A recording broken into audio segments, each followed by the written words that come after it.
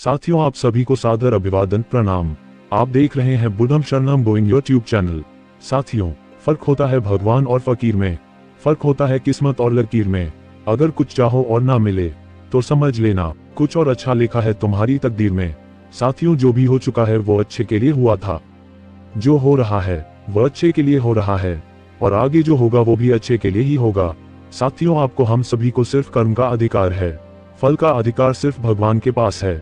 हम जैसा कर्म करेंगे भगवान उसका सही फल देंगे। हमारे जीवन में जो भी होता है वह नियति है या प्रारब्ध है, या फिर वह भगवान की मर्जी है। ऐसा मान लेने से हम संतुलित रह पाते हैं। नहीं तो अगर खुशी वाली कोई बात हो गई तो हम फूले नहीं समाएंगे, और शायद हम घमंड में आ जाएंगे, और उन लोगों को जिनके साथ अच्छा नहीं हुआ उन्हें हीन दृष्टि से देखेंगे कि इन्होंने ये किया वो किया तो ऐसा होना ही था। और जब हमारे साथ दुख की बात हो तो हम एकदम से हताश होकर भाग्य को या ईश्वर को कोसना शुरू करेंगे। हालांकि ऐसे समय में हमें धीरज रखने की, ईश्वर पे भरोसा रखने की और हर प्रकार की स्थिति से निपटने के लिए तैयार होने की जरूरत होती है। कई बार जो आज विपरीत दिख रहा है वो लंबे वक्त में हमारे लिए वरदान भी साबित होता है।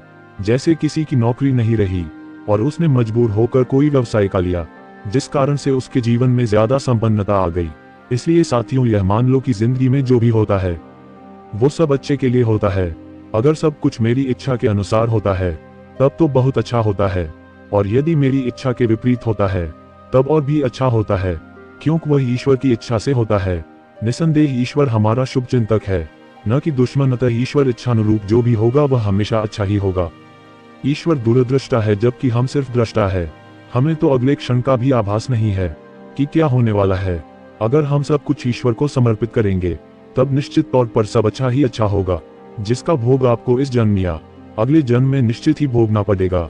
बहुत बार कुछ ऐसे अच्छे या अनिष्ट कार्यों का फल हर व्यक्ति को जीवन में मिलता है जो उसने इस जन्म में नहीं किए हैं, लेकिन जब फल मिलता है तब हम कहते कि मैंने तो ऐसा किया ही नहीं, फिर मेरे साथ ऐसा क्यों हुआ। साथियों, जीवन में सुख या दुख नहीं आता है, जीवन बस घटनाओं का क्रम है, और सुख दुख हमारे द्वारा की गई उन घटनाओं की व्याख्या है, और ये व्याख्या हमारी जिंदगी में उत्पन्न होती है। इसलिए अपनी जिंदगी बदलो, आपकी व्याख्या बदल जाएगी। अगर आपको लगता है कि जो होता है अच्छे के लिए होता है और अच्छा लगता है, तो इसको थोड़ा परिवर्तित करके एक यथार्थ बात कहिए कि जो होता है वो अच्छा ही होता है। जो भी होता है वो एक अवसर है खुद को जान लेने का। जो होता है वो एक अवसर है खुद को हर स्थिति में जानकर स्वयं का मालिक बनने का, अपना पूर्ण अवलोकन करने का। ये सब अवसर हैं परिस्थितियों की गुलामी से मुक्त होने हेतु तैयारी करने के लिए। इसके विपरीत जो होता है वो अच्छे के लिए होता है कहने का मतलब है कि जो अभी हो रहा है वो बुरा है। इस पर ध्यान मत दो, आंखें मूंद लो, लेकिन इस बुरे के होने की वजह से भविष्य में कुछ अच्छा होगा। ये जो आंखें मूंद लेने की बात है यही गहरी भूल है। इसी दुख के प्रति आंखें मूंद लेने की वजह से इंसान कभी जीवन की संपूर्णता का मजा नहीं ले पाता है। लेकिन अगर एक बार हम दुख और सुख दोनों को समग्र भाव से देखना सीख जाएंगे तो फिर जो होगा वो अच्छा ही महसूस होगा। इंसान को उसकी सोच उसकी भलाई के लिए मिली है। ये ईश्वर की अच्छाई है जो हमें जरूरत भर तो मिल ही जाता है। इसलिए जो होता है हम उसे सकारात्मक रूप से लेते हैं, ताकि कुछ गलत हो भी जाए तो हम उसका सामना सकारात्मकता के साथ कर सकें, और जीवन के कई क्षण संघर्ष करने के पश्चात भी खुशी से जी सकें। प्रत्येक मनुष्य चाहता है कि वह अपने जीवन में आनंद के अनुभवों को अधिक करें और पीड़ा के अनुभवों को कम करें। इसके इर्द गिर्द हमारे सारे चयन आधारित होते हैं, पर उसकी सारी होशियारी को लांघ कर समस्याएं फिर भी आ जाती हैं और हमारे शांत जीवन में उथल पुथल ला देती है। ऐसे में ये मानना मुश्किल हो जाता है कि जो होता है अच्छे के लिए होता है, लेकिन समस्याएं आपको शक्ति से जोड़ती है। जो होता है अच्छे के लिए होता है तो मतलब ही यही है कि हम तो सदैव कोशिश करते हैं कि अच्छा ही हो, पर यदि ना हो तो आप और प्रयास कीजिए। यही बात भारत के राष्ट्रपति डॉक्टर अब्दुल कलाम साहब के साथ हुई थी। साथियों, कलाम साहब के जीवन से जुड़ी एक घटना है। वे जब एयरफोर्स में भर्ती होने के लिए तैयार हुए थे तब उनके पास जाने तक का किराया भी नहीं था, अतः उन्हें उनकी बहन ने अपने गहने बेचकर पैसे की व्यवस्था की थी।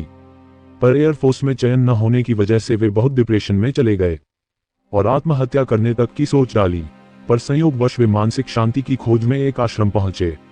उन्होंने वहां पर अपने वायुसेना में नहीं चुने जाने की असफलता के विषय में बताया, तो वहां के गुरु बोले, इच्छा जो तुम्हारे हृदय और अंतरात्मा से उत्पन्न होती है, जो शुद्ध मन से की गई हो, एक विस्मित कर देने वाली विद्युत चुंबकीय ऊर्जा होती है।